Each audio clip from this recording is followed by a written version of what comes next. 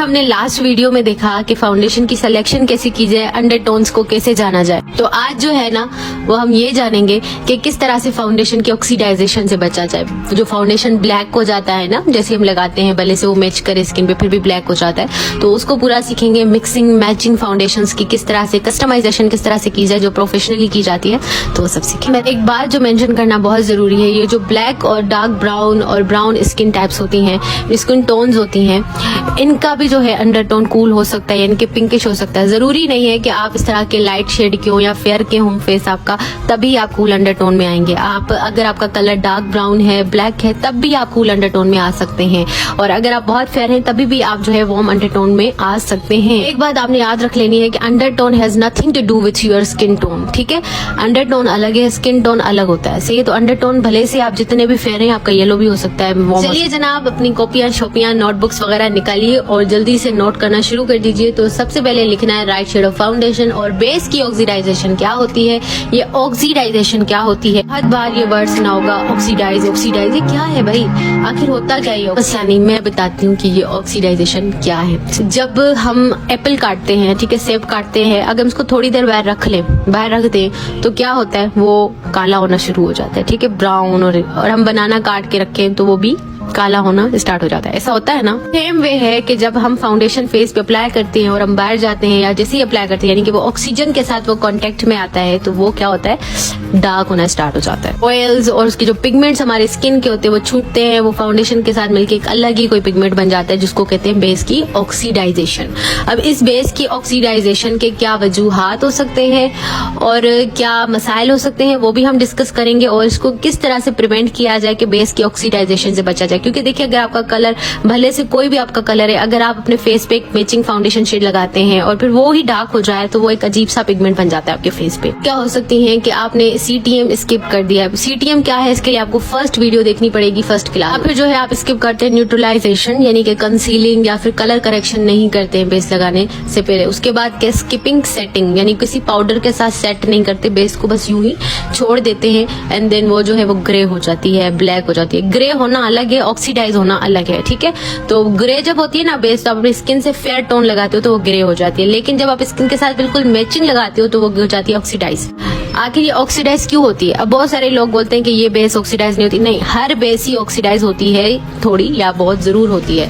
तो आपने ये कभी नहीं सोचना कि कौन सी बेस लें जो ऑक्सीडाइज नहीं होगी। ऑक्सीडाइज हर बेस होती है जब वो ऑक्सीजन के कांटेक्ट में आती है, आपका पिगमेंट फेस छोड़ता है, ऑयल छोड़ता है, तो वो ऑटोमेटिकली जो है ऑक्सीडाइज होकर डार्क हो जाती है। लेकिन इस चीज से कैसे बचा जाए, वो आज पढ़ते हैं। पहले हम क्या करेंगे, फाउंडेशन की मैचिंग, फाउंडेशन की मिक्सिंग और फाउंडेशन की कस्टमाइजेशन। अब ये मैं आपको प्रैक्टिकली करके दिखाऊंगी, तो ही आपको यकीन आएगा कि ये कैसे होता है। और ये सैलून में ही किया जाता है। ये पॉलर के सीक्रेट्स हैं जो आपके साथ शेयर कर रही हूँ। ऐसा नहीं है कि आपको 10,000 फाउंडेशंस बाय करनी है, लेकिन क्या ट्रिक्स यूज करनी है वो है। अब देखिए, मेरा जो फाउंडेशन है फिट मी, मेबेलिन फिट मी 128, ठीक है। मैंने इसको जब मैं बेस की स्वेचिंग कर रही थी तो मैंने आपको यूज करके दिखाया था। मेरे हाथ से डिट्टो परफेक्ट मैच है, लेकिन जब मैं फेस पे से लगाती हूँ ना, तो इतना मैचिंग शेड है कि ये गायब हो जाता है मेरे फेस पे और ये ऑक्सीडाइज होना शुरू कर देता है, यानी कि डार्क होना शुरू हो जाता है। सही है, बिल्कुल सेम डिट्टो भी मैचिंग नहीं होनी चाहिए कि आपका बेस ऑक्सीडाइज हो जाए। सही, वो कैसे आपने करना है, सही, तो वो मैं आपको बता रही हूँ। अब ये जो है ना 120, अब ये मैं लगाऊंगी, मेरा बेस ग्रे हो जाएगा, क्योंकि ये मेरे स्किन से फेयर है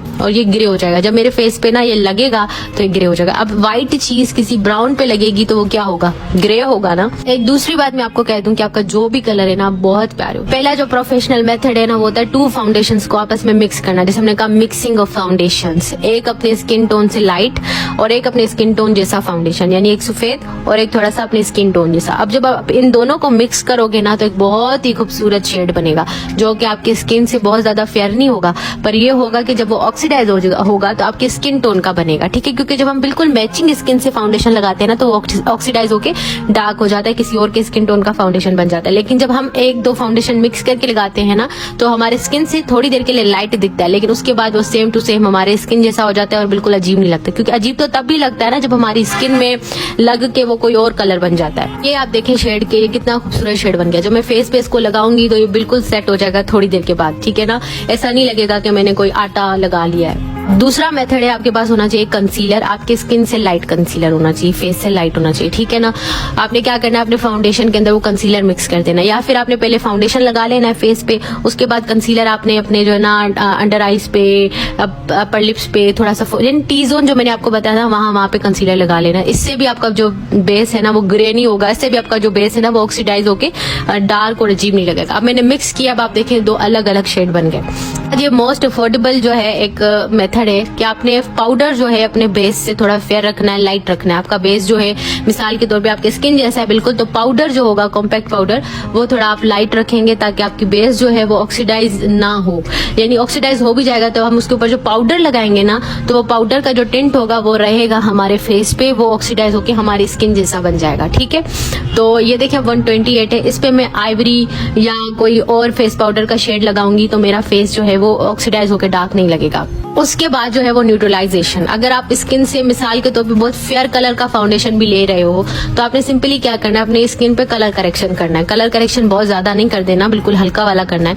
या फिर अगर बहुत फेयर फाउंडेशन आ गया तो उसके अंदर आपने ना जस्ट क्या करना है, कलर करेक्टर का 1-2 ड्रॉप डाल देना है, लिक्विड वाला है तो, अगर नहीं है तो स्टिक वाला भी ले सकते हो, मिक्स करके लगा लो, ठीक है। इस तरह से आपका फाउंडेशन का शेड बन जाएगा। लेकिन आपने अगर आप चाहते हो ना कि हमें ये नहीं करना पड़े, झंझट है बहुत बड़ा, तो सिंपली आप जो है ना अपने फेस पे कलर करेक्शन करो। कोई सा भी अपनी स्किन से लाइट फाउंडेशन लगाओगे ना तो वो ग्रे नहीं होगा। बस ख्याल रखिएगा कि ओवर ब्लेंड ना कर दीजिएगा कलर करेक्टर को, ताकि वो ऐसा ना हो कि वो हट्टी जाए और वो ग्रे हो जाए फाउंडेशन के सामने। मैंने एक बेस का शेड बनाया है, देखें ये शेड बन गया।